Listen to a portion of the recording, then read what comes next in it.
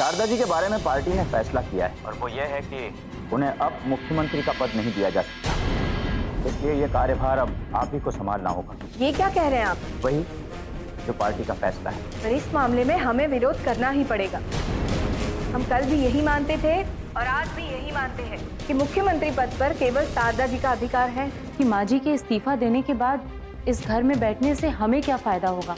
लेकिन पापा जी, अगर ऐसा हुआ ना तो अच्छा नहीं होगा।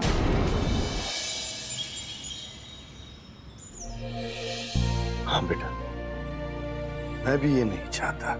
पापा जी, अब आप कब क्या चाहते हैं ये कोई समझ सकता है क्या? आप तो यही चाहते हैं ना पापा जी कि सरकार गिर जाए और फिर से चुनाव की नौबत आ जाए। लेकिन हमें लगता है कि ये प्रदेश की जनता के साथ बहुत बड़ी नाइंसाफी होगी। जनसेवा का मौका सबको नहीं मिलता है पापा जी, लेकिन माँ जी को मिला है।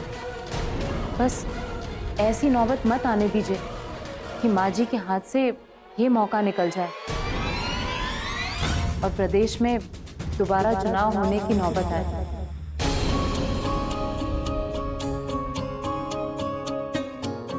हमारा यही अनुरोध है आपसे।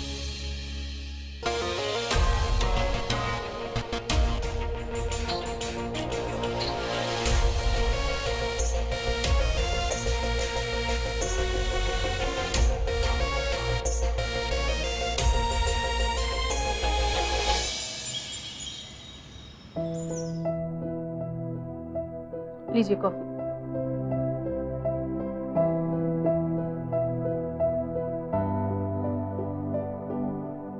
मेघना जी का कोई फोन आया?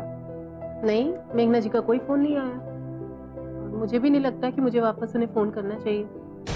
हाँ, ये बात भी ठीक है। और सबसे ज्यादा जरूरी तो ये है कि पहले लड़का लड़की एक दूसरे को समझ लें।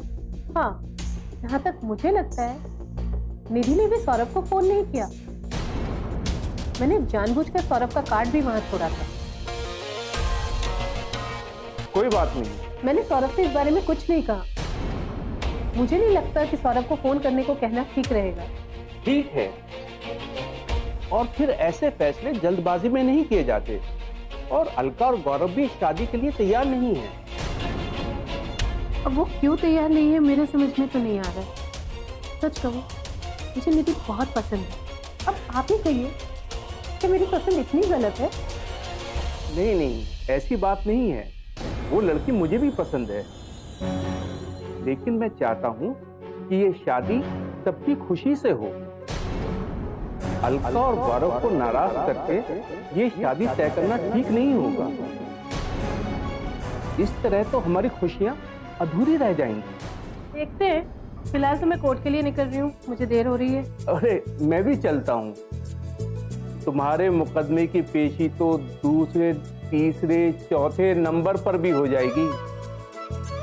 यहाँ तो जज की कुर्सी पर सुबह से ही डटे रहना पड़ता है। चलो।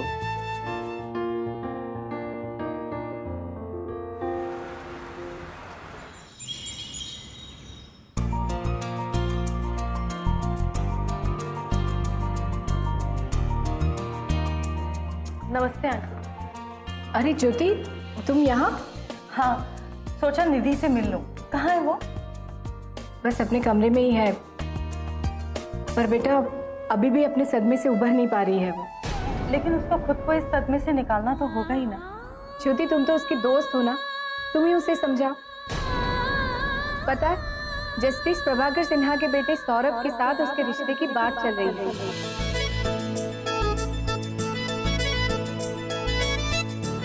लेकिन निधि मानने को तैयार ही नहीं है। हमने उसे समझाने की कोशिश की कि उसे सौरभ से मिलना चाहिए, एक दूसरे को समझने की कोशिश करनी चाहिए, पर वो तैयार ही नहीं होती। आंटी, अभी अभी शादी टूटी है तो संकोच तो होगा ही, पर मैं उसे समझाती हूँ। वो है कहाँ? अपने कमरे में ही होगी। लो, आ गई। हाय दीदी। हाय ज्योति, आप दोनों बातें करिए, हम अभी आते हैं। कैसी हो तुम? बस ठीक हूँ। ठीक नहीं, तुम्हें बहुत अच्छे से रहना है और कम से कम आंटी के लिए ना खुद को संभालना है। ये तो बहुत अच्छी बात है कि तुम्हारे लिए शादी का रिश्ता है। अगर लड़का अच्छा है तो तुम्हें आगे बढ़ना चाहिए। तुम ठीक कह रही हो ज्योति, पर मैं खुद को समझा नहीं पा रही हूँ। देखो निधि, मैं जानती हूँ कि तुम आदित्य से प्यार करती हो, लेकिन आदित्य गुजरा हुआ कल है और उसे गुजरा हुआ कल समझ के भूल जाना ही बेहतर है। अच्छा तुम ये बताओ कि सौरभ कैसा है, तो मिले हो उससे?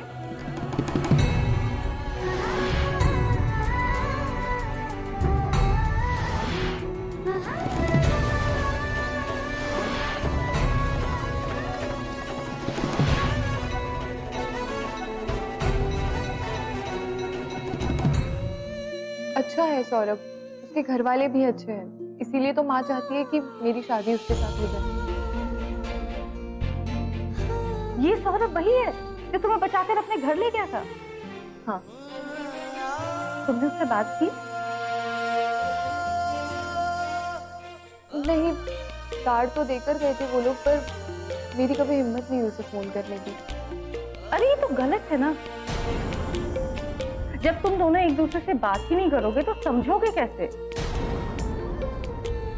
अच्छा बताओ, सौरभ ने फोन किया? नहीं। यही तो गड़बड़ है। ये कुछ और नहीं, तुम दोनों के बीच का संकोच है। वो तुम्हारे फोन का इंतजार कर रहा होगा और तुम उसके। अच्छा एक बात बता,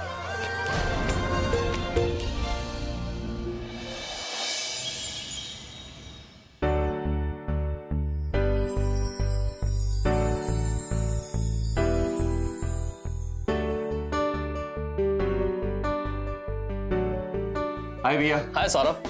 अरे क्या बात है, अभी तक अपने आप को किताबों में उलझा के रखा है तुमने। क्या करूं भैया, अब तो आदत सी पड़ गई, या यूं कहिए कि किताबों से प्यार है। किताबें तो बहुत पढ़ ली तुमने, अब इंसानों को पढ़ने की आदत डालो। बहुत जरूरी है भैया, इंसानों की परख तो पहले होनी ही चाहिए। खैर ये बताओ, माँ पापा को और कितना खुश करोगे? ऐसा तो हो नहीं सकता कि तुम्हारी अपनी कोई इच्छा नहीं। माँ पापा की खुशी और उनकी हर बात मानने को मजबूर हो तुम। अब जो भी कहिए भैया, लेकिन पता नहीं क्यों माँ पापा को खुश करके मुझे सच में बहुत खुशी मिलती है। तो इसमें हर्जी क्या है? नहीं नहीं, खुश करो, ये तो अच्छी बात है। और मैं तो यही चाहता हूं कि तुम सबकी खुशी का ख्याल रखो। लेकिन इसी बीच में तुम अपनी जिंदगी की खुशी भूलते जा रहे हो सौरभ, ये ठीक नहीं है। माँ ने तुमसे एक बार कहा और तुमने झट से शादी के लिए हाँ कर दिया। कितना जानते हो उस लड़की के बारे में, कितना समझते हो उसे? बिल्कुल नहीं। लेकिन फिर भी तुमने थोड़ी सी भी आनाकानी नहीं की। कमाल की बात है। ये कोई कमाल नहीं है भैया, बात सिर्फ इतनी सी है कि मुझे मालूम है कि मेरी शादी की बात चल रही है, और जाहिर सी बात है कि माँ पापा भी शादी से पहले निधि को अच्छे से जानना चाहेंगे। लेकिन भैया जितना मैं उसको समझ पाया हूं, मेरे हिसाब से तो बहुत अच्छी लड़की है। तो ठीक है, देखते हैं कि शादी की बात कब तक आगे बढ़ती है। सौरभ, तुम्हारा फोन बज रहा है। जी। तुम बात करो, मैं आता हूँ। हेलो। हाय, मैं निधि बोल रही हूँ। ओ हाय, अब कहिए कैसे फोन किया? जी दरअसल मैं आपसे मिलना चाहती थी। इंतजार कर रही थी कि आप फोन करेंगे, पर आपने किया नहीं। जी वो दरअसल एक्चुअली। जी कोई बात नहीं, हम आज मिल सकते हैं क्या? हाँ हाँ क्यों नहीं, अब बताइए कहाँ है, मैं आता हूँ। वो जगह मैं आपको SMS कर देती हूँ। क्या हम 2 बजे मिलें? जी ठीक है, ठीक 2 बजे। ठीक है, मैं आपको SMS कर। Okay, bye bye. आज 2 बजे मिलते हैं।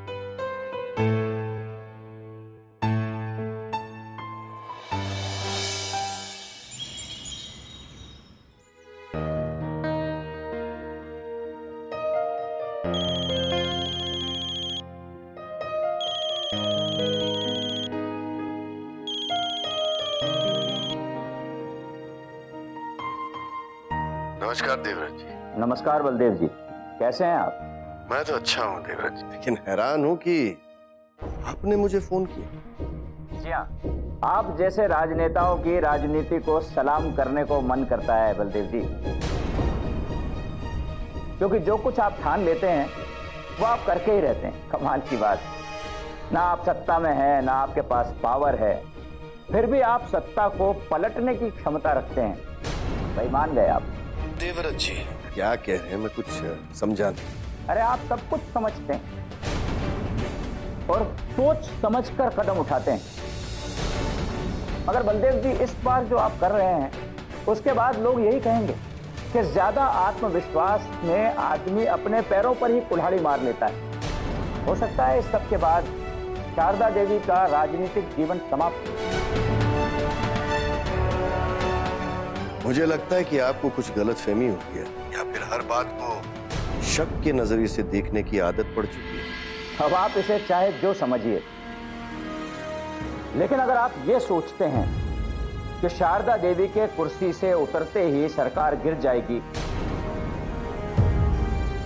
और नौबत चुनाव की आ जाएगी, तो आप गलत सोचते हैं। हम अपनी पार्टी की सरकार बनाएंगे और 5 साल तक सरकार चलाएंगे। बलदेव सिंह जी, अगर आप ये सोचते हैं कि शारदा देवी की छवि का लाभ आप उठा पाएंगे, तो भी आप गलत हैं। आने वाली तारीख इस बात की गवाह बनेगी कि आपने अपनी पत्नी शारदा देवी का राजनीतिक जीवन समाप्त कर दिया। धन्यवाद।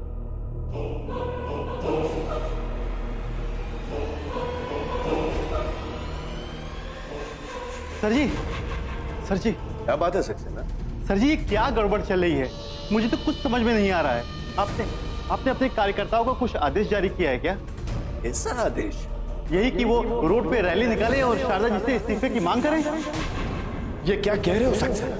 हाँ सर, अपनी पार्टी का झंडा हाथ में लेकर के कुछ कार्यकर्ता पुराने घोटाले का मामला उठा करके शारदा जी के इस्तीफे की मांग कर रहे हैं। लेकिन मैंने तो किसी को ऐसा आदेश नहीं दिया। तो सर जी, ये कौन लोग हैं जो रैली निकाल रहे हैं? कौन है ये? किसकी चाल है ये? कौन है वो शख्स जो हमारे साथ ये खेल खेल रहा है? कौन है?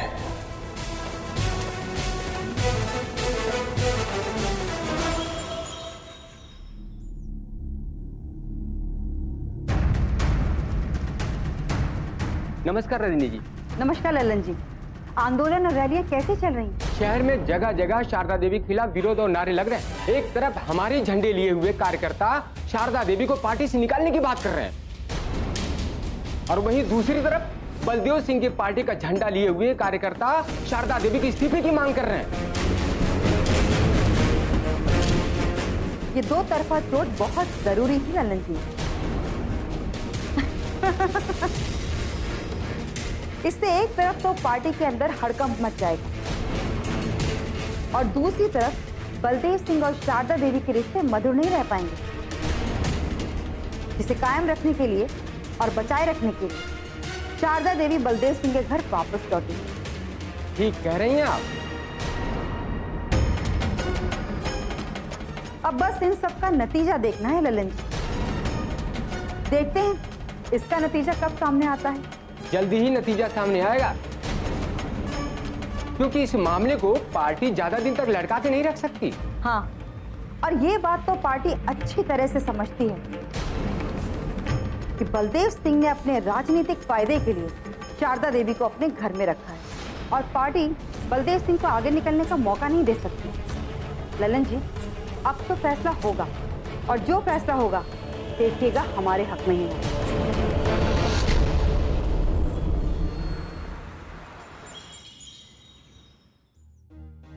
नमस्कार मुख्यमंत्री जी।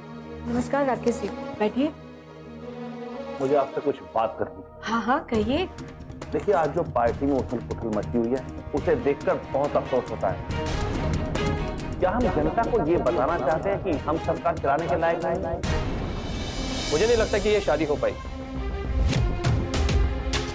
क्योंकि मैंने तो इस रिश्ते के लिए साफ साफ मना कर दिया। अरे नहीं नहीं गौरव, ऐसा बिल्कुल मत करना।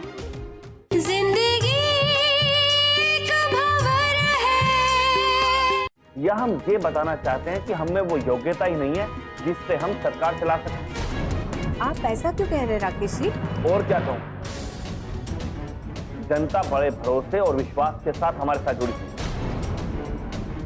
जनता का विश्वास बढ़ता गया, लेकिन आज वो विश्वास बिखर रहा है और वो मन ही मन ये सोच रहे होंगे कि हमारे अंदर वो काबिलियत ही नहीं है जिससे हम सरकार चला सकते हैं। पर हम कहाँ भाग रहे हैं?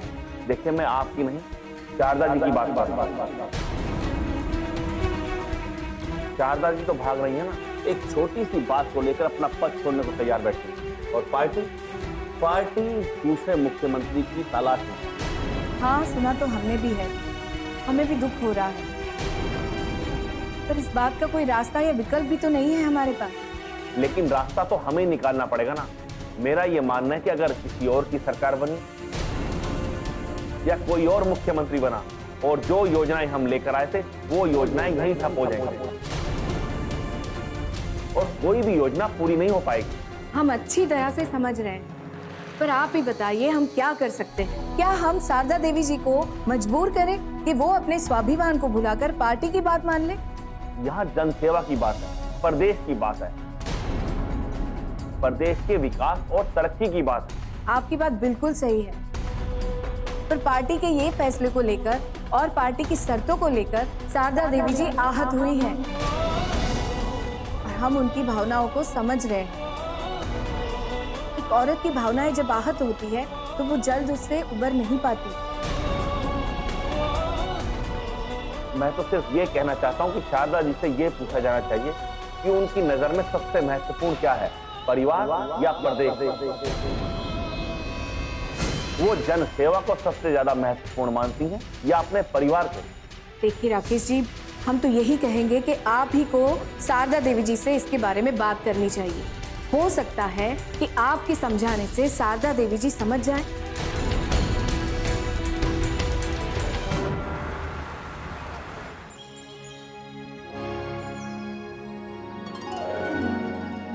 हाय सौरभ।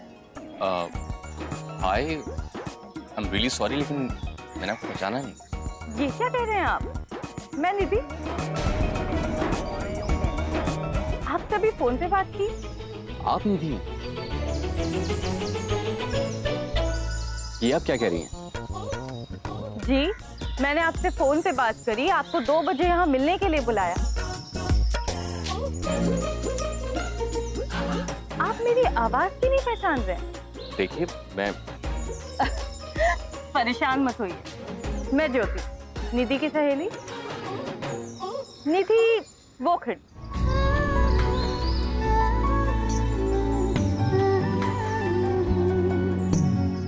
मैं लेकर आ। निधि। हाय निधि। आपको फोन मैंने किया क्योंकि मुझे ऐसा लगा कि शायद आपको निधि के फोन का इंतजार रहा होगा और निधि को आपके फोन का। पर ये जो आप दोनों के बीच में ये संकोच की दीवार है ना, इसको तो हटाना ही था, तो इसलिए फोन मैंने किया। वैसे आपने मुझे सच में डरा ही दिया था, क्योंकि आवाज तो मैं आपकी पहचान पा रहा था कि मेरी बात आप ही से हुई थी, लेकिन उस वक्त मैं ये नहीं समझ पाया कि वो आवाज निधि की नहीं थी। वो इसलिए क्योंकि निधि से पहले कभी फोन पे बात नहीं हुई है ना, इसलिए तो मैं निधि को यहाँ लेकर आई ताकि आप लोग आराम से बात कीजिए। भाई, एक दूसरे को समझना भी तो जरूरी है। चलिए मैं चलती हूँ, मुझे कहीं पहुँचना है, आप लोग आराम से बात कीजिए। Bye bye.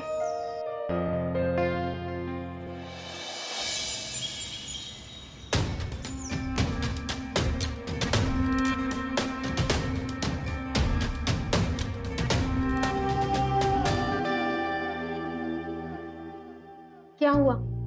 आदित्य से मुलाकात हुई?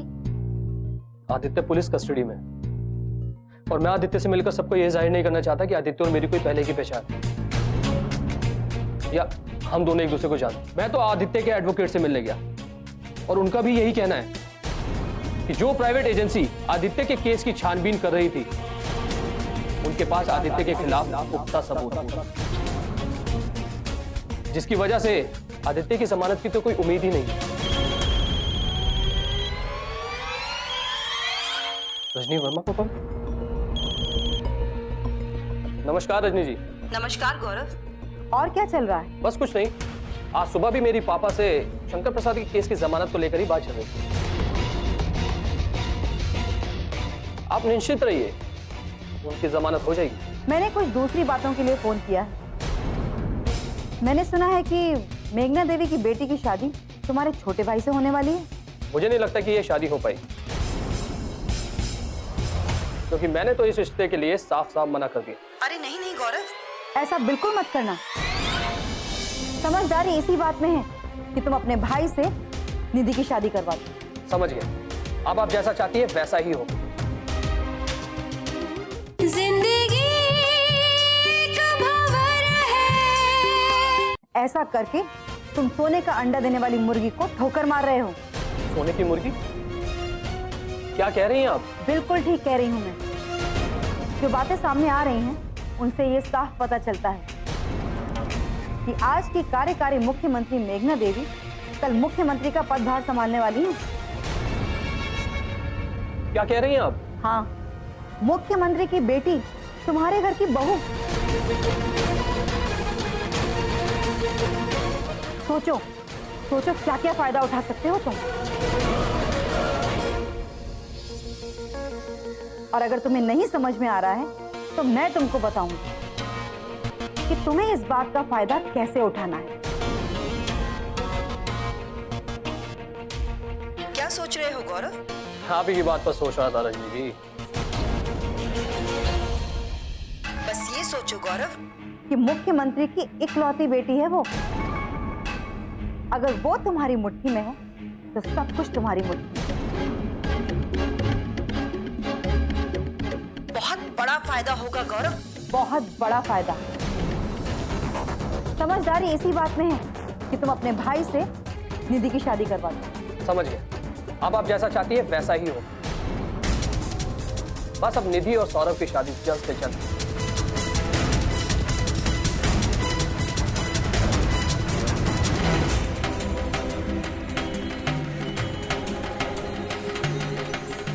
नमस्कार। नमस्कार। क्या कह रहे थे तुम गौरव? सौरभ और निधि की शादी जल्दी हो जाएगी। हाँ अलका, रजनी जी ने मुझे इसीलिए फोन किया था कि ये शादी हमारे लिए बहुत बड़ा फायदे का सौदा हो सकता है। वो मुख्यमंत्री की बेटी। जरा सोचो अलका, जब मुख्यमंत्री का एक सलाहकार हमारे लिए इतना बड़ा फायदा दे सकता है, तो जब मुख्यमंत्री की बेटी हमारी मुट्ठी में होगी तो हम उससे क्या कुछ नहीं करा सकते।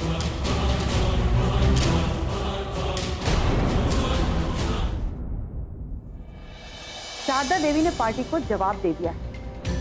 वो किसी भी शर्त पर मुख्यमंत्री का पद ग्रहण नहीं करना चाहती। इस घर में रहने वाले लोग तुम्हारे, जिनसे कभी तुम्हारा रिश्ता नहीं टूटेगा। लेकिन अगर इस घर की चार दीवारी और रिश्तों के बंधन तुम्हें अपना फर्ज निभाने से रोकते हैं, तो मैं तुम्हें उस बंधन से आजाद करना चाहता हूं।